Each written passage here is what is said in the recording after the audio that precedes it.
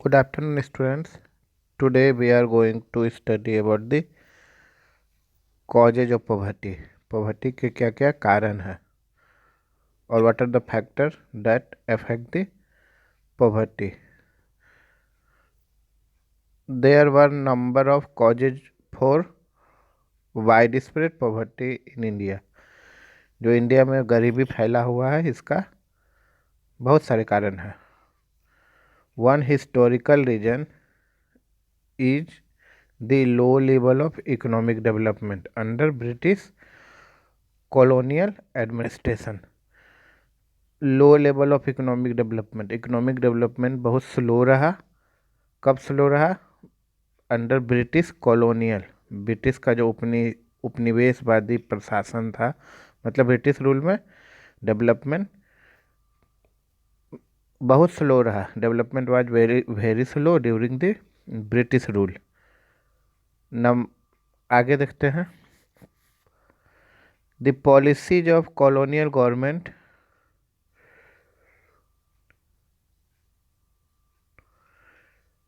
रुइंटेड traditional handicraft. ये क्या किया?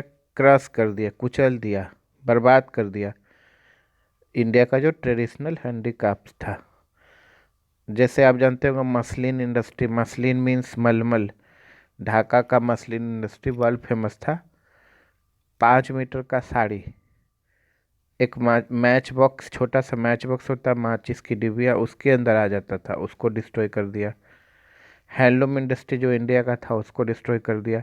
टेक्सटाइल इंडस्ट्री जो इंडिया का था उसको डिस्ट्रॉय कर दिया. वर्ल्ड फेमस था. सिल्क इंडस्ट्री जो इंडिया का था उसको डिस्ट्रॉय कर दिया. क्यों डिस्ट्रॉय कर दिया? ताकि यहाँ से रॉ मटेरियल लेकर ब्रिटेन जाए और वहाँ उसका प्रोसेसिंग करे, मैन्युफैक्चरिंग करे, फिर वहाँ से फिनिश प्रोडक्ट, बना हुआ प्रोडक्ट लेके इंडिया आए. मैंने यही सिस्टम सारा कॉलोनीज के साथ करता था ब्रिटिश. अपना कॉलोनीज मीन्स जहाँ जो कंट्री को वो कब्जा करके रखा था उसको कॉलोनीज बोलते, उपनिवेश.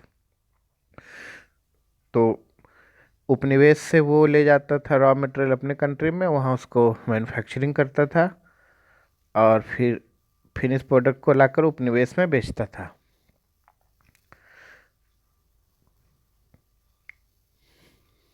आगे देखते हैं. तो ये ट्रेडिशनल हैंडीक्राफ्ट को बर्बाद कर दिया था इंडिया का. और डिस्करेज किया, मैं ध्यान नहीं दिया, development of industries like textile. Textile को डिस्करेज किया, उसको तो डिस्ट्रॉय ही कर दिया, डिस्करेज तो दूर का बात है. The low rate of growth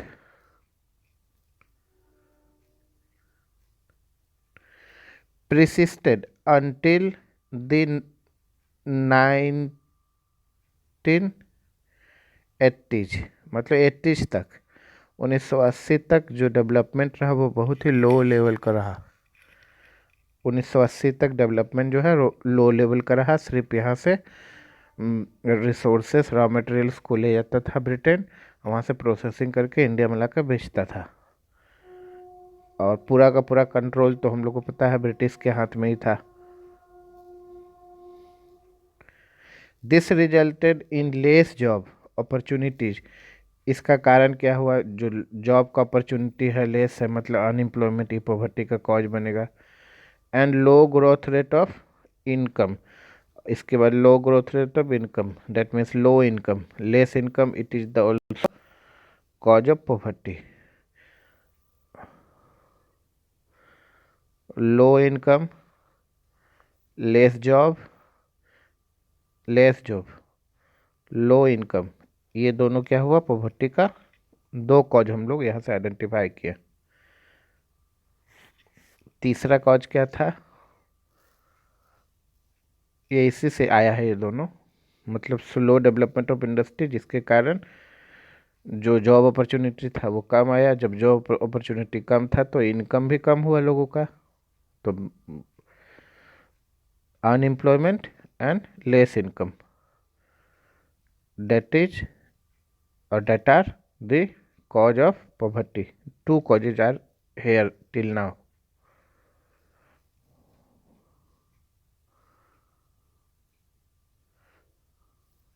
the two combine to make the growth rate of per capita income very low। ये दोनों के कारण जो इंडिया का पर कैपिटा इनकम था, प्रति व्यक्ति आय था,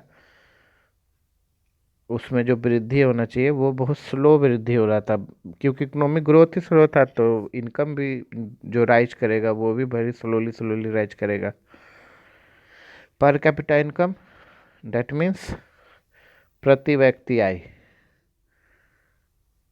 per capita income that means प्रति व्यक्ति आय, ये बहुत कम था इसके कारण। ओके,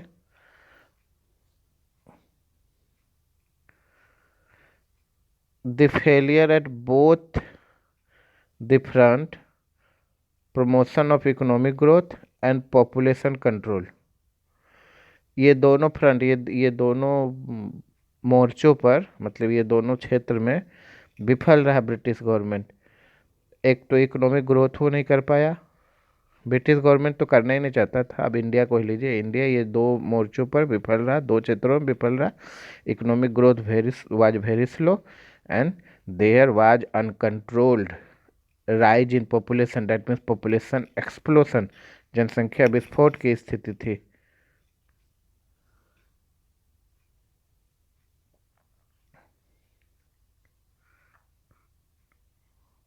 ये क्या किया, अनकंट्रोल्ड जो पॉपुलेशन राइज था और जो इकोनॉमिक ग्रोथ वेरी स्लो था, ये दोनों मिलकर बहुत डैमेज कर दिया इंडियन इकोनॉमी को, और इसका खामियाजा अब हम लोग अभी तक देख रहे हैं, लॉन्ग लास्टिंग तक।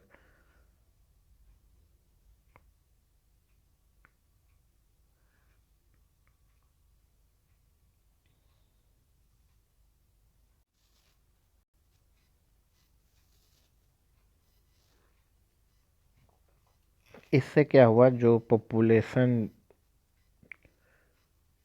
राइज हुआ और slow growth of economic development हुआ, इंडस्ट्रियल डेवलपमेंट हुआ, तो ये क्या किया, बढ़ावा दे दिया पॉवर्टी साइकिल को, perpetuated cycle of poverty. Population control में विफल रहा, जो क्या किया, परपेटुएटेड कर दिया, मतलब बढ़ावा दिया। किसको बढ़ावा दिया, पॉवर्टी साइकिल को बढ़ावा दिया। ओके, परपेटुएटेड मतलब बढ़ावा देना, और डबलिंग कर दिया। जब साइकिल चलाने का एक स्पीड लिमिट तो कुछ ना कुछ होता है, अब उसमें ज़्यादा हम एनर्जी अप्लाई कर देंगे तो उसका स्पीड ज़रूर बढ़ेगा। तो जो पॉवर्टी का साइकिल था, अगर इकोनॉमिक का ग्रोथ फास्ट होगा तो पॉवर्टी का साइकिल धीरे चलेगा, मतलब पॉवर्टी कंट्रोल में रहेगा। अब इकोनॉमिक ग्रोथ ही स्लो है, ऊपर से इनकम कम है, पॉपुलेशन ज़्यादा है, खाने वाले लोग ज़्यादा है, लाइबिलिटी ज़्यादा है, बर्डन ज़्यादा है, तो पॉवर्टी डबलिंग होगा, पॉवर्टी मल्टीप्लाइड होगा, मतलब पॉवर्टी का जो ग्रोथ है वो हाई होगा, मतलब पॉवर्टी बहुत स्पीड से बढ़ेगा, गरीबी फैलेगी। ओके, और देखते हैं।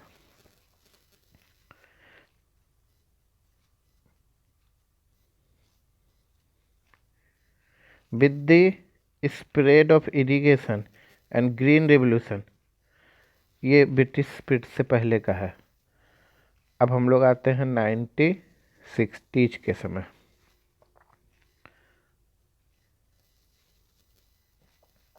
इरिगेशन का फैसिलिटी लाया गया, ग्रीन रेवोल्यूशन लाया गया, तो इससे क्या हुआ, प्रोडक्शन बढ़ा, प्रोडक्टिविटी बढ़ा। ग्रीन रेवोल्यूशन के कारण में खेती का अपॉर्चुनिटी बढ़ा, तो जॉब अपॉर्चुनिटी आया।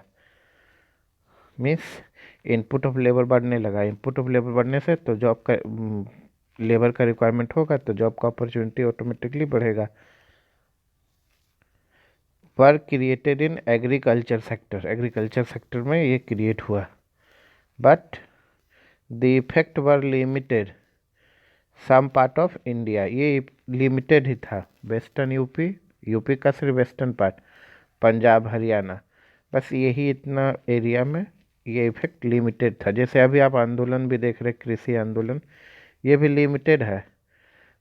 हरियाणा, पंजाब और वेस्टर्न यूपी, इधर के ही किसान आंदोलन कर रहे हैं, क्योंकि सबसे ज़्यादा इफेक्ट जो है शायद ये किसान सोच रहे कि इन्हीं को हो रहा है। अब क्या मामला है वो तो गवर्नमेंट देखेगा, it's matter of government. But ये पंजाब, हरियाणा, वेस्टर्न यूपी, जहाँ ग्रीन रिवोल्यूशन हुआ था, जहाँ एग्रीकल्चर का ज़्यादा स्कोप है, उसी रीजन के फार्मर उस समय इरिगेशन और ग्रीन रिवोल्यूशन का जो डेवलपमेंट हुआ, एग्रीकल्चर डेवलपमेंट हुआ, उनसे अपॉर्चुनिटी, जॉब अपॉर्चुनिटी उन्हीं को मिला। ओके।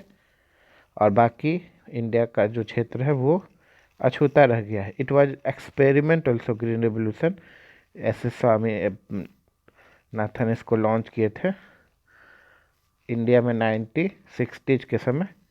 और ये इंडिया के कुछ ही क्षेत्रों में, जैसे वेस्टर्न यूपी, पंजाब, हरियाणा में ही लॉन्च किया गया था। और इसका रिजल्ट देखा गया कि अनकंट्रोल राइस हुआ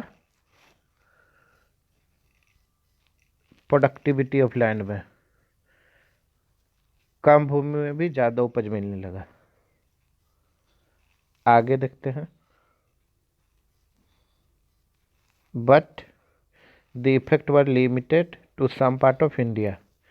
The industries, both in public and private sector, did provide some job. इसके बाद industry, public sector means government industries, और प्राइवेट सेक्टर मीन्स इंडिविजुअल या ग्रुप ऑफ इंडिविजुअल के द्वारा सेटअप किए गए इंडस्ट्री, ये भी कुछ जॉब अपॉर्चुनिटी लाया। अब धीरे धीरे सुधर रहा था स्थिति। एग्रीकल्चर में कुछ जॉब इनपुट हो गया, कुछ इंडस्ट्रियल सेक्टर में जो प्राइवेट और पब्लिक सेक्टर इंडस्ट्री था उसमें जॉब अपॉर्चुनिटी आया। बट अभी भी कंडीशन ठीक नहीं है। But these were not enough to absorb all the job seekers, जो भी जॉब सीकर है, जिनको जॉब पाने का इच्छा है, वो सबको ये ऑब्जर्व नहीं कर पा रहा था, उन सबको ये जॉब प्रोवाइड नहीं करा पा रहा था। Unable to find proper job in cities, many people started working as rickshaw puller. बहुत सारे लोग रिक्शा पुलर का काम करने लगे, वेंडर का काम करने लगे, वो फेरी वाला, खोमचा वाला जो सर पर या फिर वो वैन पर, ठेला गाड़ी पर लेके घूमता है और मूविंग करके अपने प्रोडक्ट को सेल करता है, तो वो हुआ वेंडर्स।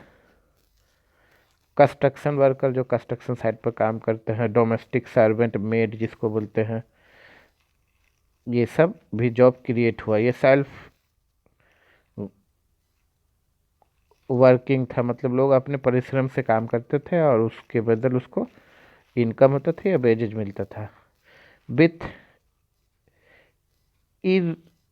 इरेगुलर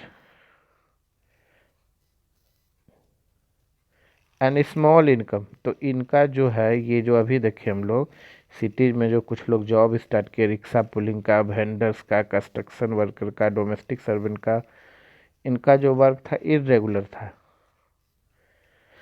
तो स्मॉल, जब वर्क इरेगुलर है तो इनकम भी इरेगुलर होगा, तो ये स्मॉल इनकम ग्रुप में आने लगे। Okay. These people called not could not effort expensive housing, तो ये फिर एक्सपेंसिव हाउसिंग मतलब महंगे घर एफर्ट नहीं कर पाए, इसके कारण इस स्लम में रहने लगे, स्लम में रहने लगे। तो एक्सपेंसिव, अच्छा घर नहीं होना, ये it is also the indication of poverty. Okay. They started living in slums, अब ये स्लम में रहने लगे। कहाँ रहने लगे? ये स्लम्स में रहने लगे, झुग्गी झोपड़ियों में रहने लगे। They started to living in slums on the outskirts of the city, mean edge, EDGE, edge मतलब किनारे, सिटी के किनारे में वो झुग्गी झोपड़ियों में रहने लगे। And problem of poverty and the problems of poverty, largely a rural phenomenon, also become the failure of urban sector. तो ये लोग जो है वो जॉब के तलाश में, जॉब के अपॉर्चुनिटी के लिए रूरल एरिया से अर्बन एरिया की तरफ माइग्रेट करने लगे, मूव करने लगे, ताकि उनको जॉब मिले वहाँ पर और वो काम कर सके। और जॉब करके तो फिर अपने गांव रिटर्न जाना बहुत मुश्किल है। एक दिन काम करेगा, फिर 10 दिन रास्ता में रहेगा, ट्रेन में रहेगा। इसलिए वो क्या किया, शहर के किनारे पर छोटे छोटे स्लम बनाकर, झुग्गी झोपड़ियाँ बनाकर, या उनमें रेंट में रहने लगे, जिसका रेंट भी बहुत जेन्युइन कम होता है। और अर्बन सेंटर का भी प्रॉब्लम बढ़ाने लगे। तो अर्बन सेंटर का भी प्रॉब्लम बढ़ाने लगे, अर्बन सेंटर भी फेल होने लगा इतना लेबर सक करने में, एब्जर्व करने में, उनको जॉब प्रोवाइड करने में, उनको फैसिलिटी प्रोवाइड करने में। Okay, another feature of high poverty rate has become the huge income inequality. समाज दो भागों में बटा हुआ। Have means rich and have not.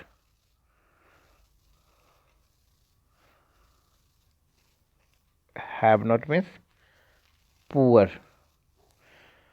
This is due to the inequality in income.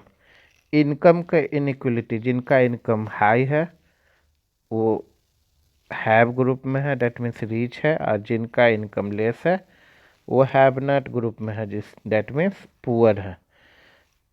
तो now another failure of poverty rate has been the huge income inequality. One of the major reason for this is the unequal distribution of land. जैसे हम लोग पालमपुर में ही देखें, upper caste बड़े किसान लोगों के पास मेजोरिटी ऑफ लैंड था।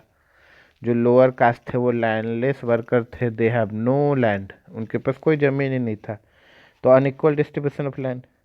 And other region disputes, despite many policies। तो बहुत सारे पॉलिसीज जो है जिसका फ़ायदा जो है वो अपर क्लासेस को ही मिलता है, और पास्ट में और ज़्यादा मिलता था, जिसके कारण भी ये गैप हुआ, इनकम गैप हुआ, फैसिलिटी गैप हुआ, और हैव एंड हैव नॉट का सेगमेंट क्रिएट हुआ सोसाइटी में।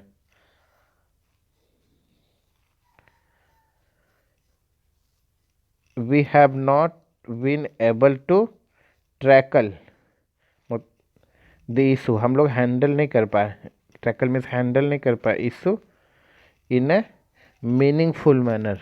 सच कहा जाए मीनिंगफुल मैनर में, मतलब सच्चाई ये है कि हम लोग बढ़ते पॉवर्टी को कंट्रोल नहीं कर पाए। मेजर पॉलिसीज, इनिशिएटिव, जो पॉलिसीज लिया बनाया गया, इनिशिएटिव लिया गया, कदम उठाया गया, like land reform. Land reform जैसे हम लोग देखे कि लास्ट क्लास में पढ़े थे कि बंगाल में लैंड रिफॉर्म के कारण लोगों का पर कैपिटा इनकम को बढ़ाया गया, जो हम लोग लास्ट क्लास में पढ़ रहे थे, ग्राफ सब उसमें आपको बताए थे। तो बहुत सारे रीजन में लैंड रिफॉर्म हुआ, पॉलिसीज बनी, जिसके कारण पॉवर्टी थोड़ा सुधरा, बट वो भी उतना अच्छे से नहीं सुधरा कि लोग गरीबी रेखा से बाहर नहीं आ पाए। बहुत सारा इनिशिएटिव लिया गया, जैसे कि land reform system which aim at redistribution of asset in rural areas. Asset में संपत्ति, मतलब यहाँ लैंड डिस्ट्रीब्यूशन में ज़मीन का बंटवारा रीडिस्ट्रीब्यूशन किया गया। बंगाल में क्या किया गया, जिसका 70 बीघा, 1 बीघा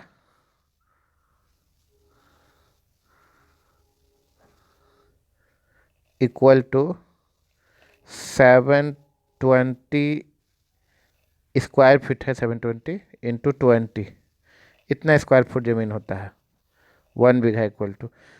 और जिनका ज़मीन 720 इंटू 20 इंटू 70, इतना स्क्वायर फुट से ज़्यादा था जिनका लैंड, उनका लैंड को छीनकर उसको गवर्नमेंट लैंड बना दिया गया बंगाल में।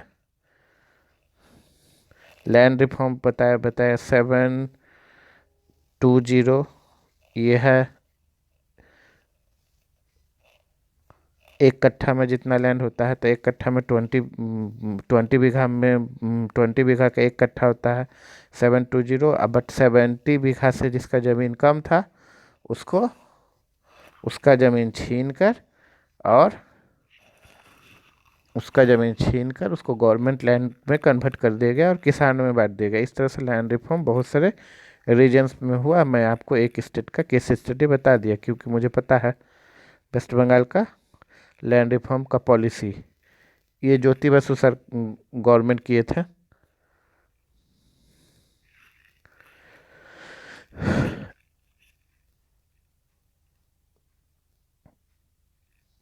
At redistribution of assets in rural areas have not been implemented properly। इसको प्रॉपरली इंटीमेट नहीं किया गया। कुछ स्टेट में इसका ये लागू हुआ, इंटीमेशन हुआ, कुछ स्टेट में इसका इंटीमेशन नहीं हुआ। अब देखते हैं जो इनका इंटीमेशन जो है इनका जो इम्प्लीमेंटेशन है, इम्प्लीमेंटेशन में क्रियान्वयन होता है, लागू करना हुआ होता है, वो हर एक इंडिया का हर एक रीजन में अच्छी तरह से नहीं हुआ। कोई भी प्रोग्राम कोई भी पॉलिसी अच्छा तरह से इम्प्लीमेंटेशन इंडिया में हो ही नहीं पा रहा था। देखें हम लोग ग्रीन रिवॉल्यूशन, वो भी पंजाब हरियाणा वेस्टर्न यूपी तक सीमित रहा। लैंड रिफॉर्म सिस्टम भी किसी किसी रीजन में ही सीमित रहा। अब जहाँ मेजोरिटी का पकड़ ज़्यादा था जैसे यूपी बिहार, इस सब जगह में लैंड रिफॉर्म सिस्टम कोई काम नहीं आया। जहाँ गवर्नमेंट स्ट्रिक्ट था और किसानों के बारे में मजदूरों के बारे में सोचता था, तो उस समय का जो CPIM कम्युनिस्ट का गवर्नमेंट था वो लेबर के बारे में सोचता था। अभी का कम्युनिस्ट उतना अच्छा वर्क नहीं करता है। इसलिए कारण से ज्योति बसु इंडियन हिस्ट्री में सबसे लंबा समय तक चीफ मिनिस्टर रहने का रिकॉर्ड है उनका। उनका उनका इतना चीफ मिनिस्ट्री का रिकॉर्ड किसी का नहीं है। You can search in internet about him, क्या क्या पॉलिसीज लाए। और एक उनका पॉलिसी था, वो क्या किए थे, रसिया में घूमने गए, तो रसिया में घूमने गए तो वहाँ के प्रेसिडेंट से पूछे कि आपका कंट्री इतना डेवलप क्यों है, हमारा कंट्री क्यों नहीं है। तो रसिया के प्रेसिडेंट उनको बताया कि कुछ नहीं करना है, एजुकेशन सिस्टम को आप ठीक कर दीजिए, आपका कंट्री खुद डेवलप हो जाएगा। तो वो जब इंडिया आए तो ये बात सेंट्रल लीडर को बताया, तो सेंट्रल लीडर उनसे कन्विंस नहीं हुए। तो वो क्या किया, सिर्फ अपने स्टेट में लागू किया। जितने भी प्राइवेट स्कूल थे उनको गवर्नमेंट कर दिया। अब हायर ऑफिशियल्स के पास भी, नेता लोग के पास भी, या फिर बड़े बड़े जमींदार लैंडलॉर्ड्स या फिर उद्योगपति, उनके पास कोई ऑप्शन नहीं था। अभी कोई स्कूल ही नहीं है प्राइवेट, तो बच्चे कहाँ पढ़ेंगे गवर्नमेंट स्कूल में। ये रिफॉर्म था। दूसरा लैंड रिफॉर्म था, एजुकेशन में रिफॉर्म किए, लैंड का क्षेत्र में रिफॉर्म किए, तो डेवलप हुआ, गरीबी से थोड़ा बाहर निकला स्टेट। और ये कंटिन्यू किए, उनके बाद ये कंटिन्यू नहीं हो पाया। इसके बाद उनके बाद बुद्धदेव भट्टाचार्य जी बने चीफ मिनिस्टर। उसके बाद ये 10 साल से ममता बनर्जी, मैंने उनके बाद 15 ईयर तक बर्बाद हो गया बंगाल। कोई इनिशिएटिव नहीं लिया गया। आज का डेट में बहुत बैकवर्ड हो गया। जो वो बना के गए थे वो भी शुरू में रिफॉर्म किए थे, बाद में वो जब ओल्ड एज हो गए तो उतना काम नहीं कर पा रहे थे। उनके आसपास के लोग ही काम कर रहे थे, करप्शन कर रहे थे, ये सब हो रहा था। आगे देखते हैं हम लोग। तो इफेक्टिव इम्प्लीमेंटेशन नहीं होने से किसी भी चीज़ का उसका लॉन्ग लास्टिंग रिजल्ट नहीं हो पाया। जैसे लैंड रिफॉर्म सिस्टम का इफेक्टिव इम्प्लीमेंटेशन नहीं हुआ, एजुकेशन सिस्टम का इफेक्टिव इम्प्लीमेंटेशन नहीं हुआ, जिससे इंडिया फेलियर होने लगा बहुत सारे फील्ड्स में। Okay,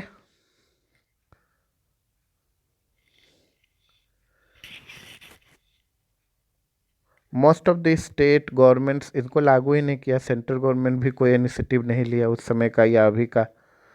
since lack of land resource has been one of the major cause of poverty in India. Lack of land resource, बहुत सारे लोग जो खेती से जुड़े हुए हैं उनका खुद का लैंड नहीं है, वो लैंडलेस फार्मर के रूप में काम करते हैं, जहां उनका इकोनॉमिकली सोशली एक्सप्लोटेशन होता है। लैंडलेस वर्कर है तो उनको वर्कर की तरह ही ट्रीट किया जाता है, बेगार की तरह ट्रीट किया जाता है। बेगार, बेगार मीन्स जो वर्कर होते हैं, मतलब स्लेव के जैसा उनका जीवन होता है। इवन लैंडलॉर्ड्स उनको इकोनॉमिकली तो डिफिशेंट है ही लोग, तो उनको इकोनॉमिक बूस्टअप के लिए लोन लेना पड़ता है, लैंडलॉर्ड से कर्ज लेना पड़ता है, उसका भी प्रेशर रहता है। लैंडलॉर्ड्स का बात उनको मानना पड़ता है, उनका एक्सप्लोटेशन, उनका शोषण उनको सहना पड़ता है। तो इस तरह से unequal distribution of land or unequal distribution of asset is an major problem of poverty in India. Proper implementation मतलब क्रियान्वयन, लागू करना, इम्प्लीमेंटेशन मतलब लागू करना of policy could have improve the life of million of people. तो proper implementation हुआ ही नहीं तो लाइफ भी नहीं सुधरा। Many other socio-cultural and economic factor also responsible for the poverty. In order to fulfill social obligation, कुछ कुछ सामाजिक बाधा होता है, रुकावट होता है या रिस्ट्रिक्शंस होता है, उसको रिमूव करना होगा, उसको हटाना होगा।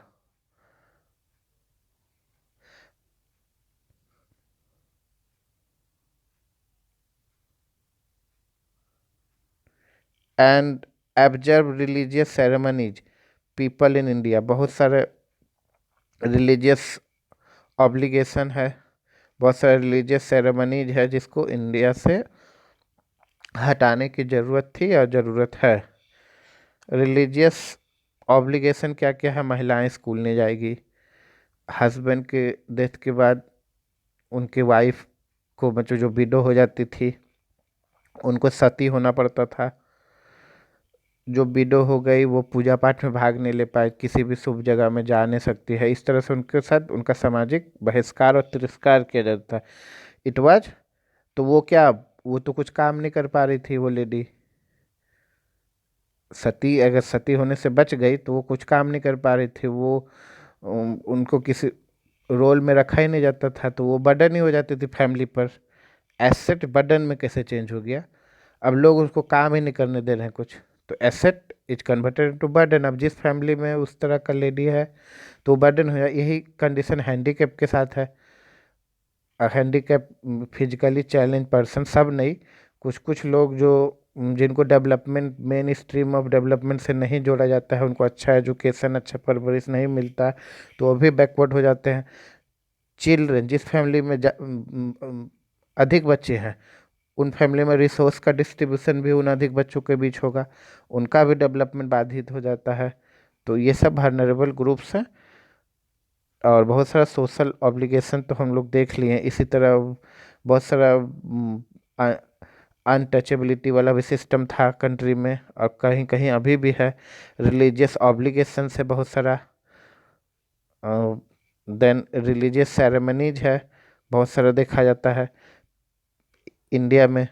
इन including very poor spend lot of money. अब ये सब में बहुत सारा पैसा खर्च हो जाता है, ये सब में बहुत सारा पैसा खर्च हो जाता है। पुअर लोग का इनकम कम है, ऊपर से कुछ अगर वो सेविंग भी कर लेते हैं तो ये सब में, मान लीजिए कि घर में किसी का डेथ हो जाता है तो 13-14 दिन का वो जो प्रोग्राम्स होता है, मतलब वो उनका जो पूरा का पूरा जो एक सिस्टम है, एक रिलीजियस जो सिस्टम बना हुआ है, उसके तहत काम करना पड़ता है, बहुत सारा दान करना पड़ता है अलग अलग तरह के ब्राह्मण को। फिर जो लोग जाते हैं उनको फिर बहुत सारा रूल्स है, रेगुलेशन से फॉलो करने में बहुत सारा पैसा खर्च हो जाता है। तो चलिए, अपर कास्ट के लोग या अपर इनकम क्लास के लोग या रिलेटिवली वेल्दियर मीन्स कुछ जो मिडिल क्लास के लोग हैं वो भी इसको एफर्ट कर सकते हैं, but how poor can effort? Poor इसको एफर्ट नहीं कर पाएगा, इसमें बहुत ज़्यादा पैसा खर्च हो जाता है।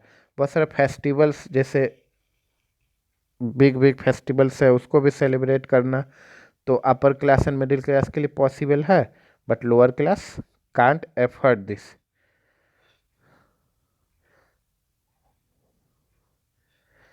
तो ये जो एफर्ट नहीं कर पा रहा था, अनअफोर्डेबिलिटी था, तो इसके कारण एक कॉन्सेप्ट निकला सोशल एक्सक्लूजन।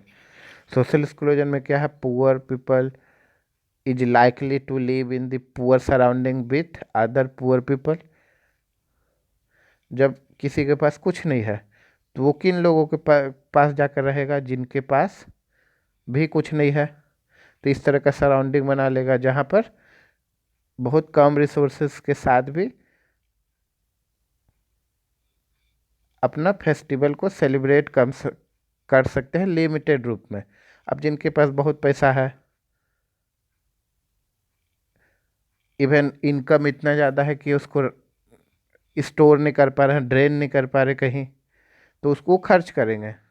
तो वो अपना फेस्टिवल को बहुत लार्ज फॉर्म में, ह्यूज फॉर्म में उसको सेलिब्रेट करते हैं। इवन अपने बर्थडे को ह्यूज फॉर्म में सेलिब्रेट करते हैं। अब जिनके पास कुछ है ही नहीं, वो क्या करेंगे, वो लिमिटेड फॉर्म में करेंगे। यहाँ से कॉन्सेप्ट निकला सोशल एक्सक्लूजन का। जो रिचर लोग हैं वो रिचर पीपल के साथ रिचर सराउंडिंग में रहेंगे, जो पुअर लोग हैं वो पुअर पीपल के साथ पुअर सराउंडिंग में रहेंगे। ओके, सोशल एक्सक्लूजन भी हम आपको बता दिए।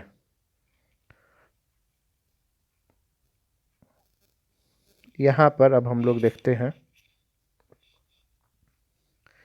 Small farmer need money two by agriculture input. यहाँ तक कि स्मॉल फार्मर के पास अपना लिवलीहुड चलाने के लिए, अपना इकोनॉमी को बूस्ट करने के लिए उनको एसेट मीन्स कैपिटल का नीड है। कैपिटल का नीड है, पैसा का, मनी का नीड है। मनी का नीड किस किस क्षेत्र में है उसको, इनपुट खरीदने के लिए, जैसे सीड हुआ, फर्टिलाइजर हुआ, पेस्टिसाइड्स हुआ, एक्सेट्रा।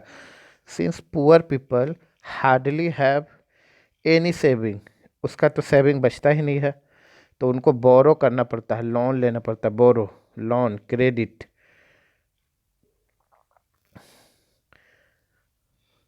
दे बोरो, उधार लेना पड़ता है।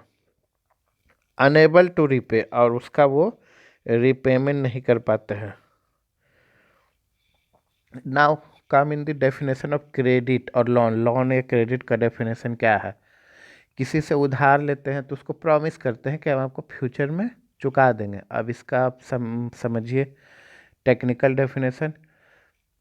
Credit is an agreement between lander and borrower. Credit is an agreement between lander and borrower. जो लोन है, जो ग्रीन है, जो कर्ज है, वो एग्रीमेंट है, समझौता है बिटवीन लैंडर जो कर्ज देता है, and borrower with the promise of, वो जो बोरोवर है, वो जो बोरो करता है, जो कर्ज लेता है, वो प्रॉमिस देता है, और जो लेंडर है वो प्रॉमिस लेता है with the promise of repay the specific amount in future. Repay मतलब रिटर्न करना। लेंडर जो आपको दिया तो वो पे हुआ, और जो बोरोवर रिटर्न करेगा तो वो रीपे हुआ with the promise of repayment of specific amount of in future. This is the definition of credit. Again listen the definition of credit. Credit is an agreement between lender and borrower with the promise of repaying of or repay of a specific amount in future. This is the definition of credit. तो loan लेना पड़ता है लोगों को agriculture input, या अपने जो भी लिवलीहुड चला रहे हो उसके इनपुट खरीद। मान लीजिए कोई वेंडर ही है, उसका कोई फेस्टिवल आया, या फिर कुछ सेरेमनी आया, या फिर कुछ उसके घर में मिस हैपनिंग हो गया, या कोई बीमार ही पड़ गया, तो उसका जो भी कल का आज का सेविंग था, या आज का उसका जो कैपिटल था, पूंजी था, वो तो उसमें खर्च हो गया। तो कल उसको फिर बेचने जाना है सामान, वेंडर है तो उसको कर्ज लेके ही सामान खरीदना पड़ेगा। तो उसका तो जो एसेट था वो गया, उसका जो इनकम सेविंग था वो गया। अब कमा के लाएगा तो आज चूल्हा जलेगा, नहीं कमा के लाएगा तो भूखे रहेगा। और कर्ज ले लिया, बाय चांस जो भी वो प्रोडक्ट खरीदा वो बिका ही नहीं, और प्रिसेबल आइटम होता है वेजिटेबल्स ही तो आप जानते हैं, खराब हो गया तो फिर उसके ऊपर बर्डन हो गया, फिर दूसरा दिन फिर कर्ज करके लाएगा। इस तरह से वो डेप्ट में जाएगा, DEBT, डेप्ट मीन्स घाटा, दिवालिया हो जाएगा उसका। तो ये सब प्रॉब्लम्स है जो पुअर फेस करते हैं। They unable to repay because of poverty, गरीबी के कारण वो रिपे नहीं कर पाते हैं, उनका इनकम भी तो इनइक्वल है। दे बिकम विक्टिम, अब वो विक्टिम हो जाते हैं।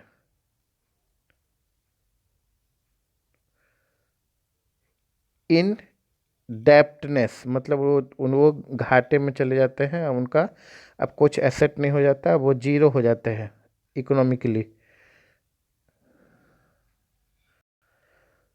So the high level of indebtedness is both the cause and effect of poverty. ये पॉवर्टी का कॉज भी है, कारण भी है, और पॉवर्टी का इफेक्ट भी। इफेक्ट कैसे है पॉवर्टी का? पहले तो उसके पास कुछ एसेट था, कुछ सेविंग था, बस किसी सेरेमनी के कारण या किसी किसी रिलीजियस ऑब्लिगेशन के कारण, मान लीजिए कि कोई, मान लिया जाए, ऐसा होना नहीं चाहिए, कि कोई अपर कास्ट का कुआं है, उससे कोई लोअर कास्ट के लोग पानी पी लिया, अब पंचायत बैठ गया कि आप क्यों पानी लिए इस कुआं से, अब कुआं को बनाने में जितना खर्च है, या बगल में आप नया कुआं बनवा के दीजिए। अब उसमें 30-40 हज़ार रुपये खर्च हो गया, जो वो कहाँ से देगा? उसका तो पास 1-2 हज़ार 3 हज़ार रुपये सेविंग है, 30-40 हज़ार कहाँ से लाएगा? तो उसका अपना संपत्ति बेचना पड़ेगा, लैंड है तो लैंड बेचना पड़ेगा, ठेला है तो ठेला बेचना पड़ेगा, जो भी है उसको बेचकर या कर्ज लेकर पूरा करना पड़ेगा। ओके, तो ये रिलीजियस ऑब्लिगेशन हो गया। इसी तरह मान लीजिए कि कर्ज लेकर खेती किया, किसी साल फ्लड से डिस्ट्रॉय हो गया क्रॉप, किसी साल अर्थक्वेक से ख़राब हो गया, किसी साल नीलगाय उसको आके खा लिया, किसी साल फायर लग गया, खेत खलिहान जल गया। तो इस तरह से कंटिन्यू अगर डेप्ट में, घाटा में जाते जाते इन डेप्टनेस का कंडीशन आ जाता है, तो ये गरीबी के कारण ही निकला हुआ कंडीशन है। इसलिए यहाँ पर गरीबी और इनडेप्टनेस, गरीबी के लिए यहाँ पर इनडेप्टनेस कॉज भी है और कंसिक्वेंस भी है। ओके, कल का क्लास में हम लोग पढ़ेंगे anti poverty measures. Anti poverty measure में गरीबी हटाने के लिए जो जो मेजर लिया गया, गवर्नमेंट का बहुत सारा पॉलिसीज है, प्रोग्राम्स है, जैसे कुछ हम एक पैरा पढ़ देते हैं। Removal of poverty has been one of the major objective of Indian developmental strategy. जो इंडिया का डेवलपमेंट का जो स्ट्रेटजी है, उसमें पॉवर्टी का एलिवेशन मतलब एंटी पॉवर्टी मेजर एक मेन पॉलिसी है। The the current anti poverty strategy of the government is based broadly on two planks. One, proportion of economic growth, and second, targeted anti poverty program। Targeted anti poverty program, अब कुछ कुछ anti poverty programme को हम लोग देख लेते हैं, जैसे पीडीएस सिस्टम, जिसमें रैशनिंग शॉप के द्वारा, रैशनिंग शॉप को फेयर प्राइस शॉप भी बोलते हैं, वहाँ उसके द्वारा लोगों को राशन मीन्स अनाज और कैरोसिन, इवन पल्सेस मीन्स दाल, सॉल्ट, ऑयल, कहीं कहीं वेजिटेबल्स भी सप्लाई किया जाता है, उनको दिया जाता है। फेयर प्राइस शॉप ये मार्केट से कम होता है, इसको एफपीएस बोलते हैं, एफपीएस फेयर प्राइस शॉप। या रैशनिंग शॉप आप लोग कोटा भी बोलते हैं। इसमें क्या होता है, 3 तरह का राशन कार्ड होता है। डबल एवाई, अंत्योदय, अन्न योजना, इस ये दलित और महादलित को मिलता है, जो फ्री ऑफ कॉस्ट होता है। उसके बाद बीपीएल, बिलो पॉवर्टी लेवल, जिसमें 2 रुपया, 1 रुपया, 3 रुपया किलो इसी तरह से अनाज मिलता है। और अलग है एपीएल, एबव पॉवर्टी लेवल, इसमें भी 8 रुपये, 10 रुपये, 20 रुपये के हिसाब से राशन मिलता है। अब एक और मेजर देखिए गवर्नमेंट ऑफ वेस्ट बंगाल का, एजुकेशन में तो देखें, दूसरा ये भी देख ली, लैंड रिफॉर्म में देखें, यहाँ पर रैशनिंग जो सिस्टम है, मतलब पीडीएस है, पब्लिक डिस्ट्रीब्यूशन सिस्टम, यहाँ भी बहुत अच्छा एफर्ट है गवर्नमेंट ऑफ वेस्ट बंगाल का। ज्योति बसु के समय से ही सब रिफॉर्म उन्हीं का किया हुआ है। सब लोगों को राशन मिलता है, AAY भी राशन कार्ड है, BPL भी है, APL भी है, मतलब एबव पॉवर्टी, पॉवर्टी लेवल से ऊपर के लोग हैं, अगर उनको गवर्नमेंट PDS के सिस्टम से राशन चाहिए तो उनको ही मिलता है। मेरे फैमिली का भी राशन कार्ड है, मंथ में एक बार मिलता है 5 kg करके। उसका 8 रुपीज़ राइस का प्राइस है, एंड 12 रुपीज़ वीट का प्राइस है, और 25 रुपीज़ शुगर का प्राइस है, और 21 रुपीज़ कैरोसिन मिलता है लीटर। तो इस तरह हम लोग को APL में जो है इस तरह से ये सिस्टम काम करता है। और यहाँ झारखंड में तो देखें तो सिर्फ BPL कार्ड है, उन्हीं को मिलता है। APL में तो आप कार्ड होता है, बनता है, बट लोग जागरूक नहीं है, इसलिए नहीं बनाते हैं। Okay, thank you, time is up, class is over, we will discuss tomorrow on rest of the topic. Have a nice day, my dear students.